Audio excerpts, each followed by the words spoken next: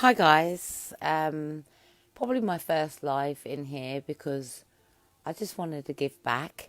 I'm Kerry and I'm the founder of Suicide Prevention, and we tackle the underlying issues of what causes depression, and in many cases it's a lot of things and it could be anything. I've come here tonight because it is going to be a new year. It is going to be a new chance, a new opportunity each day you wake to make a difference to your life. Not just your families, not just your children, not to the absent children or the absent families, but to your life. How can you make a difference to your life? Well, here goes the feedback. A child. I was a child, brought up separated, away from my mother and my father. Father had another girlfriend. Mother had a boyfriend. The complications with the destructive relationships, with the child being torn in the middle, used like a weapon. Well, that was me. In care home after care home after care home, that was me. Being abused whilst in care homes, whilst under parental supervision. Was it, though? That child, that was me. That child went on to never have a settled accommodation whilst mother and father tried to recover from what they were also going through. My mother was an alcoholic, and eventually she recovered after many years of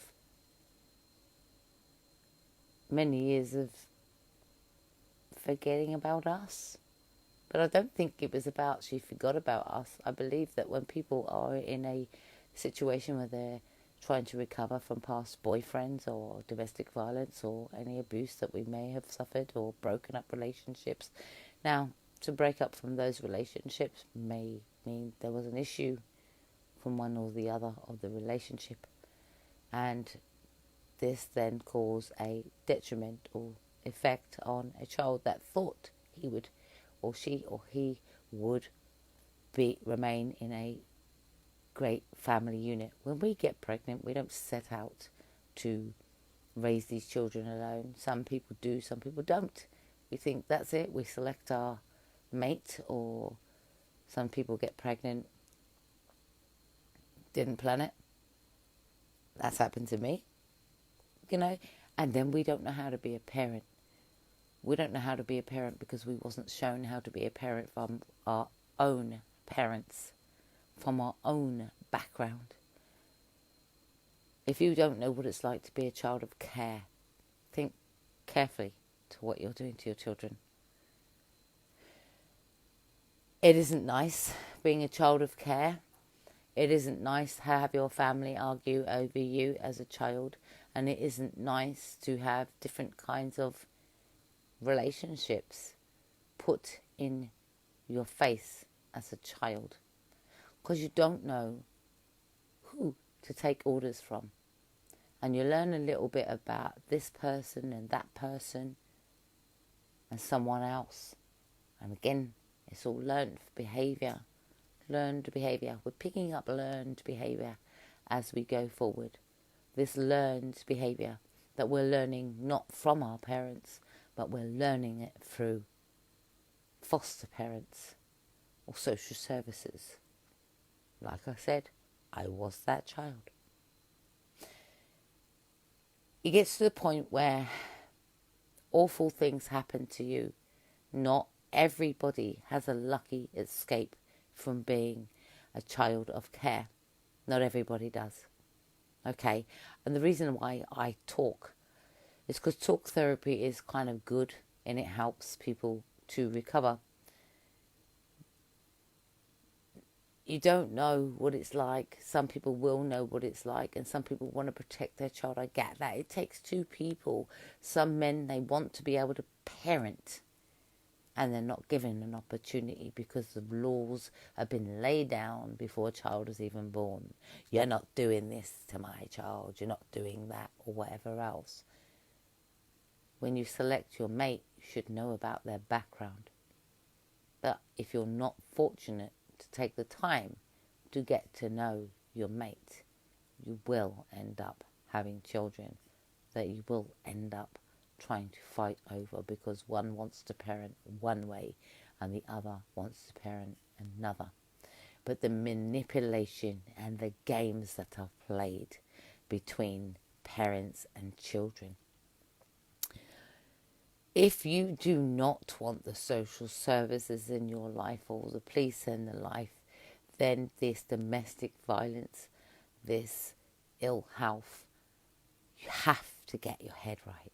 You have to have some self-respect, because after all, you're teaching the children to have self-respect.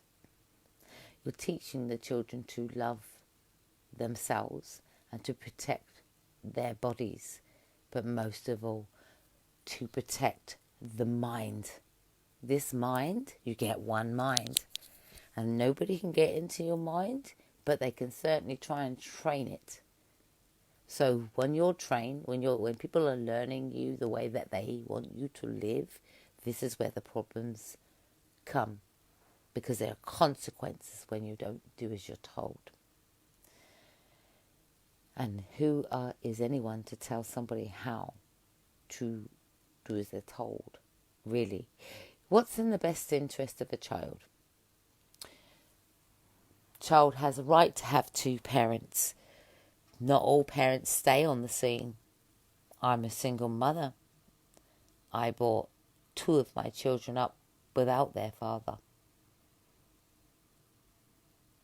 I'm a single mother that had different fathers for my children. I have three. I have gone through that stage of not knowing how to parent properly, also having domestic violence, and also thinking that love in a partner was more important than loving my child. If there is any kind of domestic violence, you are guaranteed to have social services and the police involvement. Anytime the police are called, you will have social services, because they are there to do a job. When the social services do not step in, we complain. We say, how did the social services miss the child? When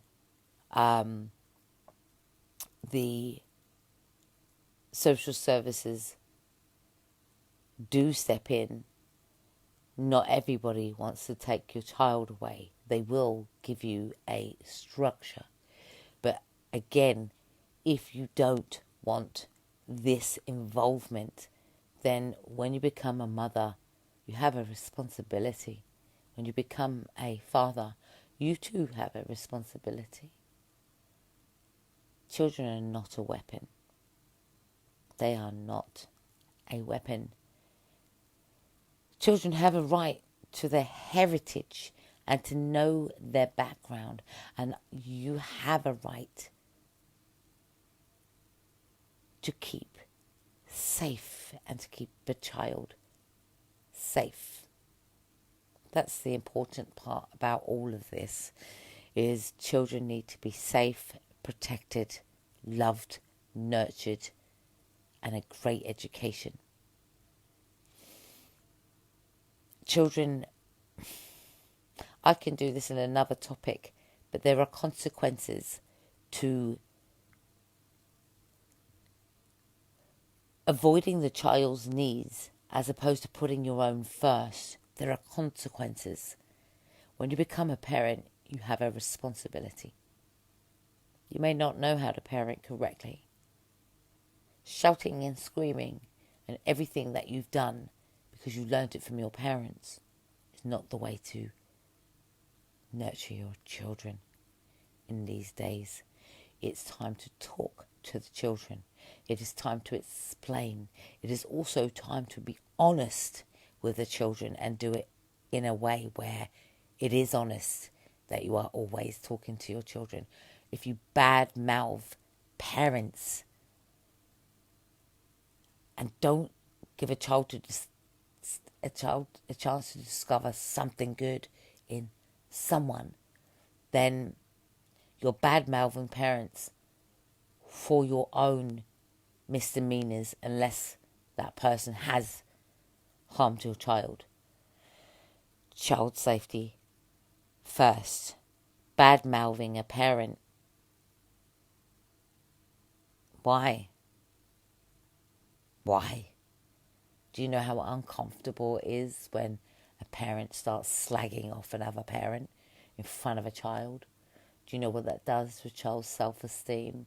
Do you know it actually gets to the point where a child doesn't want to speak out anymore because he may be blamed, or there may be an argument because mummy or daddy are talking about something in regards to that child.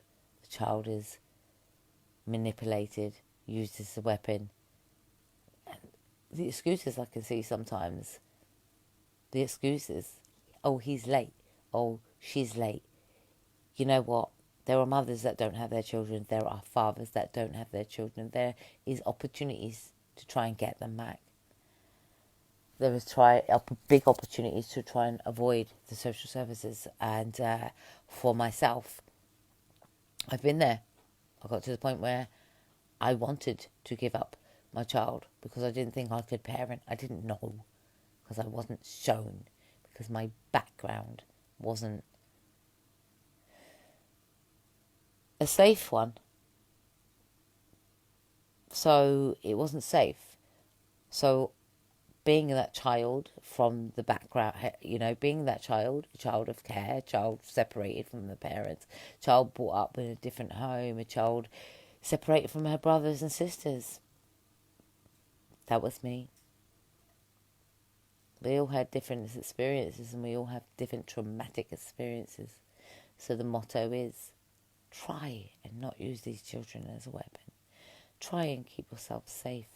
But most of all, educate your own selves as the role models into getting your self-esteem back, not judging everybody by your past history, because that will hold you back. Also, between your previous relationships, not everybody's going to be the same. But how you can keep your future children safe and how you can keep yourself safe is to make sure that, I know that everybody deserves to have another relationship away from the aftermath of a traumatic relationship. But do that away from your children. Do that away from your children. Make sure at the end of the day that you date somebody away from your children. Give that opportunity to grow with your children. I can't say any more than what I can say a lot more. And I, again, with being on here, I want to tell you that I was that child in care. I was that child in even a care home at the age of 13 also. My first attempt to suicide was at 13 years old. A child. Because of past childhood. Because of parents arguing. Because of no stability. So as the new year dawns in, 2020, all of you guys out there that are fighting for your children, that are in the process of dealing with social services, prove it that you will give these children stability. Be smart. Listen to people on here that know, and they are trying to help you, and they're giving you guidelines and they're giving you structure. You're all giving back something to help one another. It isn't too late. It will never be too late. And if those are struggling and haven't got their children, they will come back. But set the example in the meantime and show them that no matter what life throws at you, you do not quit. You keep talking, you keep demonstrating that you will call it the system that will keep a child away. I will say, keep going, to keep that hope, keep that faith going. Don't give up on the children. Don't show children a way or the example. Remember, the children are learning your behaviour. They're learning everything from you. Your weaknesses, your strengths. Don't show them how to quit. Show them how to fight. If you can't speak to your children, I always say that you can do a YouTube channel. You can do a private setting so that so your children do not miss any conversations from you, and they can look back and reflect at it later on. Opportunities, set it on a private setting where you can give them that link later on when the timing is right. Okay, and then there's no legal boundaries over you either, so be very careful. But you can leave your messages daily, so as you grow, that message will be there. They'll be able to replay it back later. So if you have an email, you have a YouTube account, you can do that. I was that child, and I just want to say, please don't use children as a weapon. Please do try and resolve. Please do it from the benefit, always, the best interest of a child. Let's try and be positive. Let's try and save a life.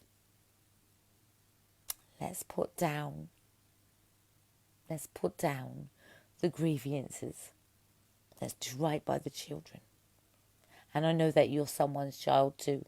No matter how old you are somebody's child too.